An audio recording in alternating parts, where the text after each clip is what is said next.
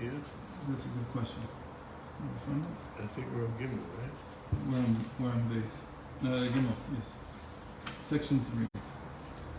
So now we're going to get technical. So until now we've sort of read this from above. We got the general gist, which is that there's this pasuk that says that Novach conquered the city and he named it Novach after his name. But the la, it, is not possessive there. We said it's missing the dot inside the hay of la. Lamed hay. The hay has to have a dot. And the Rashi says that the reason that it's missing the point inside is from Reb Moshe the Darshan, is that really this name didn't stick. And it reverted back to its earlier names. So there was no Novach. So there was no Novach later. And then he says, and then Rashi says, and I wonder what he would say about the two other instances in Tanakh that we have an example of this. And the two instances are in Ruth and in Zechariah. So today we're going to have to actually look at these verses. Without looking at the verses, you can't understand the next level that he goes into. Okay? So let's see here. Achayesh le'avin, Kidei le'avin, Gimel, section 3. So we're learning Likkutei Sichot, volume 18, the third Sicha on Matot. כדי להבין את העניין, יש להסביר תחילה את דברי רש"י, לה אינו מפיקי, שמשמע מדרשו כמו לא. So we said that Rashi says that the la, without the possessive period, means no. No. You can read it like it's lo, not la, but lo. ומבט ראשון. So at first glance, נראה שכוונת רש"י שהרי זה כאילו נאמר בפסוק לא שם העיר, לא נובח, שם העיר איננו נובח, כי לא נתקיים לשם זה. So at first it seems to us it means that the name of the city was not, what Rashi is trying to say, is that he called it, instead of reading it, he did not call it Novach according to his name. That's what it sounds like. Why? Because the name did not stick. But that can't be what Rashi is saying. Because if he's saying that he didn't call it, you should read it, he did not call it Novach, that's not what the pasuk says. The pasuk says that he called it Novach. Except it's missing the possessive. It can't be that the possessive is turning it into he did not call it, because that's not what it means. It means he called it, but the name did not stick. And we have to find a better word than stick, but that's what I have right now. That's all I have for you. If you have a better word, it did not.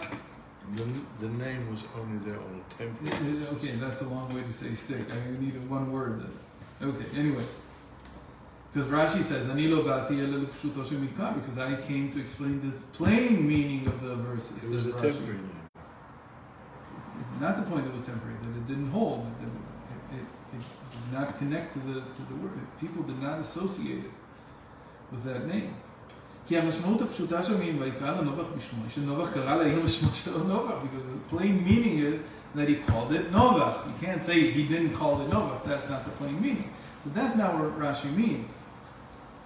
Rather, Rashi מדייק ואומר שמשמע מדרשו כמו לו. He's saying it's not that the plain meaning here is that he didn't call it Novach. He did call it Novach. But the medrash, the way that we homiletically understand it, or more figuratively understand this word la, becomes as if saying not. As if saying. It's not saying. It's only as if saying. כלומר, העובדה שאינו מפיק ה' רומזת שהדבר שמדובר עליו בפסוק אינו רפה, מציאותו חלשה. So we already explained this yesterday, but he's now making it abundantly clear so everybody understands. What Rashi means to say is that the connection was rofif. How do you say rofif?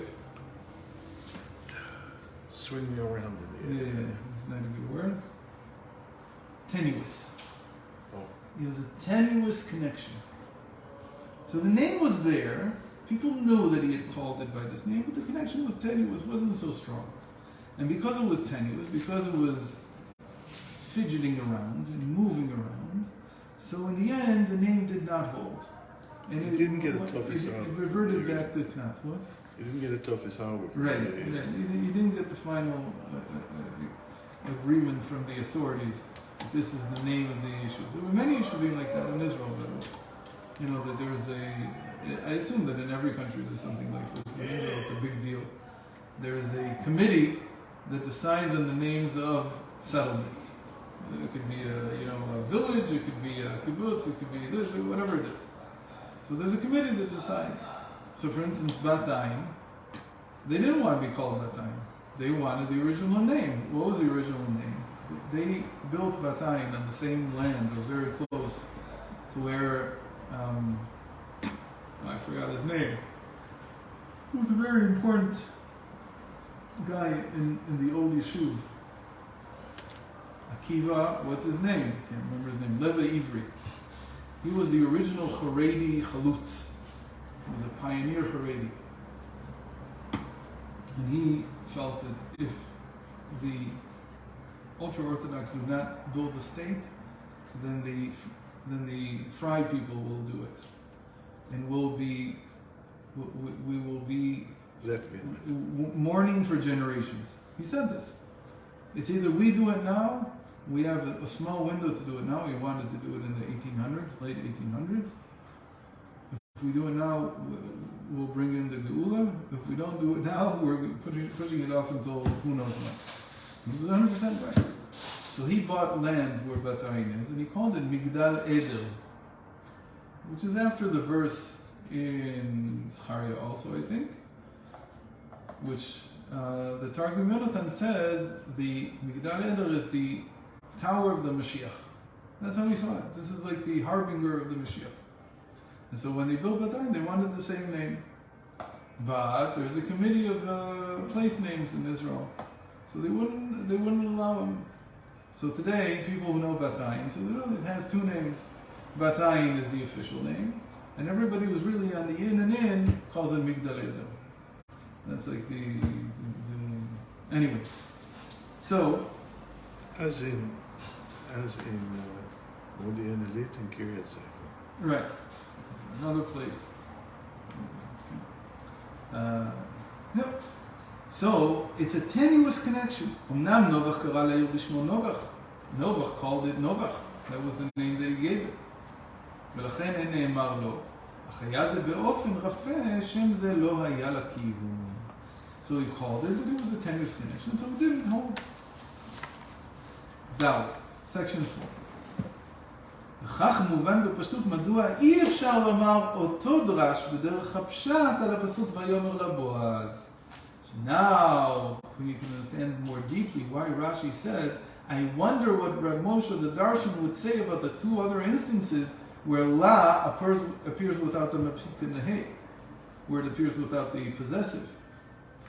Why? Because you can't say this tenuous connection in Ruth. So now we have to look at the verses in Ruth. What is he talking about there? Vayomer la Boaz. Boaz said to her. What did he say? So obviously we should have done this yesterday, but why spoil the next section where he now looks at the verses themselves. So what did it say there? B'Megillat Ruth ne'emar sham. So in the book of Ruth there, what it says is, Shurut amra leBoaz, Ruth said to Boaz, Lo ehyeh ka'achat shafchotecha. Meaning,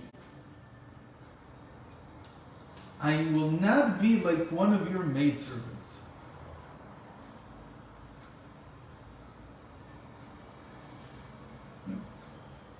What does that mean? She wants to get married. In the end, she says, I'm not going to just serve you from afar. You have to understand it.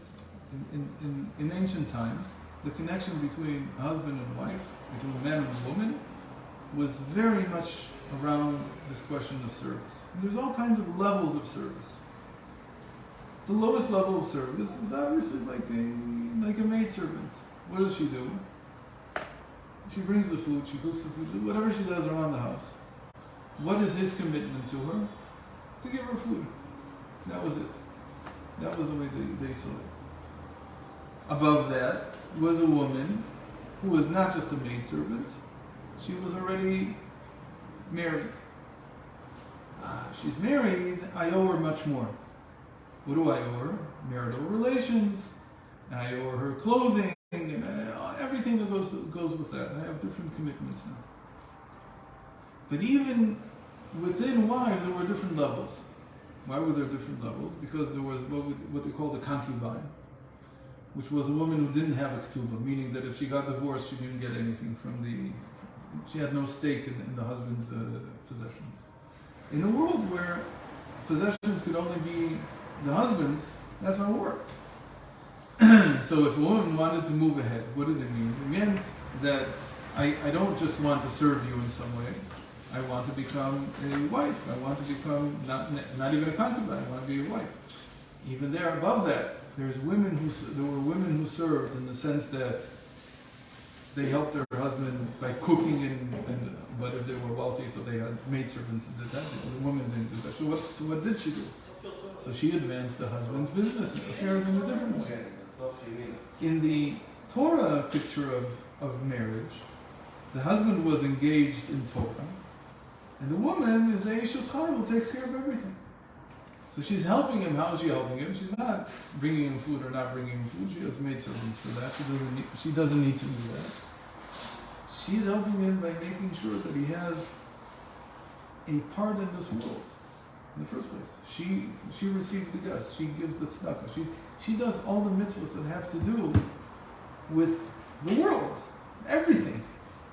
And what is he doing? He's sitting and learning. And that was that's the highest level of a relationship. Who had that type of relationship? Rabbi Akiva and his wife, for instance. But this didn't only exist in the Jewish world; it existed everywhere. By a king, when he got married to a queen, he didn't need her for cooking and for cleaning. There was nothing. He had plenty of servants for that. What did he do? For the connections. Was the connection. That's why people got married. Kings and queens got married based on creating connections between kingdoms. Contiguous territory. Territory, or that you're my ally, or whatever it was, or trade. It could be many things. In general, the relationship between the husband and the wife is seen as he provides some kind of unique benefit to the relationship, and she brings her unique benefits to the relationship. It says Ruth, I don't want to be a maidservant. I have much more to bring to the table, and I don't want you to treat me like a maidservant.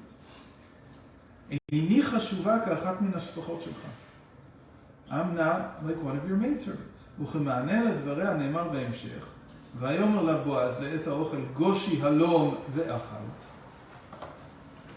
So, as a response to what Ruth said, Boaz says, come here and eat. He said to her, come here and eat. That's what he said to her. So what's the la here without the possessive? How would you explain that? Why did he say to her here without the possessive? Chas v'shalom, einat mina amahot, shfachot, ela mina imahot. כלומר, שעל דבריה לא אהיה כאחת שפחותיך, ענה לבועז לא כן הדבר כאשר דיברת. So he's saying to her, no, I never meant that. I never meant for you to be a maidservant. I always meant for you to be like a wife. I always meant our relationship to be at a higher level. So it's lo ken. So it's interesting that he's saying, no, not at all. When you say no, not at all, what do you mean? Yes. But you say no, not at all. So it says the Rebbe, there's no connection to the plain meaning of the text. Right? We talked about that in the Ketubim. Ruth is part of the Ketubim. The Ketubim are usually written when it's narrative. It's usually understood as being very, very literal. It says there is a pshat there. It's not like Proverbs where you have to understand this more. There's a pshat. He said to her, come and eat. That's all he said. The Medrash says, by saying to her without the possessive, what he meant to say is, No, not at all. You're not one of the maidservants. I never meant for you to be one of the maidservants. So says the Rebbe, that's a complete medrash. There's no connection to the plain meaning. The plain meaning is sit there and come and eat.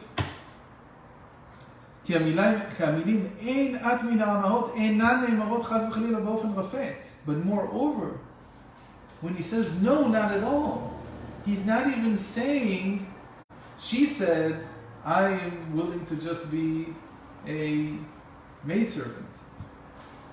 And he said, no, not at all. You're not a maidservant. The no, not at all is not tenuous. So maybe we'll get married, we'll see how it works out. Maybe I'll move you down to maidservant later. That's not what he's saying. He's saying, of course not. The no is completely 100% negative. Not like in the case of Novach. Novach, he called it by a name. We're saying the connection was tenuous. Here, the la becomes literally no, according to the Medrash. It's completely the opposite from the plain meaning. No, different from the plain meaning, but it's also different from the way that the lo became, the la became lo by Novach. Okay, you follow? Okay, it's two differences here. So says the Rebbe, you can't use Reb Moshe Darshan's trick of saying that without the possessive it turns into a lo, which is a tenuous lo, which is a tenuous negation, with Ruth, because there it means an absolute negation. So, and what's the point? The point is that the mapik is called rafeh. That when you don't have this point inside the hay is called rafa. It's called tenuous, it's called weak. So if you're turning it into a no, that no is weak. That's not the case here by Ruth. The case is that it's a completely, absolutely, positively, 100% negative no. I don't want you to be a maidservant, I want you to be a wife. He says the same thing holds true by the pasuk from Zechariah. What happened in Zechariah? We didn't read this. In the Gemara, in Kiddushin, on Daf Memtet, it says, gives a list of 10 measures of things that came down into the world, and 9 measures took a certain place. Okay? So, one of the things it says is that there was not 10 measures of Gasut Ruach, of course, spirit.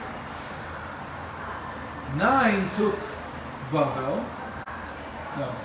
9 took Bavel? No, I don't remember. What does he say there?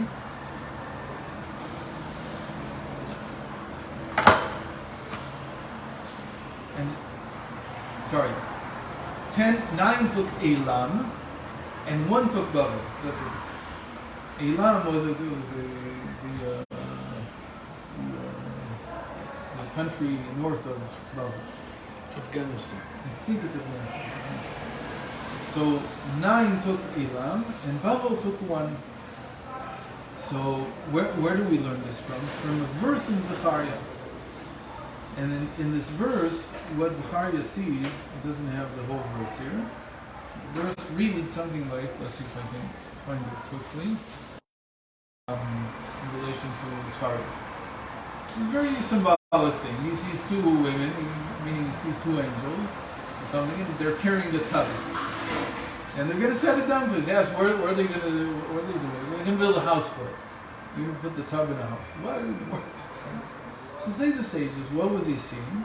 He was seeing that these 2 angels he represented coarse spirit and chanufa and flattery. And they were taking one of them to Sinar. Sinar is another name for Babylon. So that's what he sees. Okay? So they take one of them, because it says, Livnot Labayit, to the tub, 1 tub, not 2 tubs. So he says like this, וכן בפסוק לבנות לבית, אכן גסות הרוח הייתה בבבל באופן רפה ללא קיום. So even though the la here, what does it talk about? It's talking about one thing, that 1 measure of coarse spirit that went to Babylon. Chanufa was always there. Flattery was always there. But this verse from Zechariah means that now from Elam came one measure, or from somewhere came one measure of coarse spirit into Babylon. But to build it a house. So what are you saying? Not to build it a house, because again we're taking the law to build it, and we're saying that it's non-possessive, and you should read it like lo. So lo livnot labayit. So what does it mean lo livnot labayit? We don't mean not to build it. The meaning here is not to build it. A house was built, but it eventually was destroyed, meaning coarse spirit was in Babylon, but it didn't last. Eventually it left Babylon and went back to Elam. So you have here a state that's a little bit more like Novach. Okay? It's more like Novach. Just finish. וכמובן לפני כן בסעיף ב' sorry, אך לפי פשוטו של מקרא, אין מדובר בפסוק לבנות לבית על גסות הרוח, אלא רק על חנופה. But the literal meaning of the text is not about the coarse spirit which left, but rather to build it a house is a permanent house, and it's talking, he says, about the flattery, not about the coarse spirit at all. He says that's a plain meaning of the text. So we'll have to see the end tomorrow. God willing. 7:30.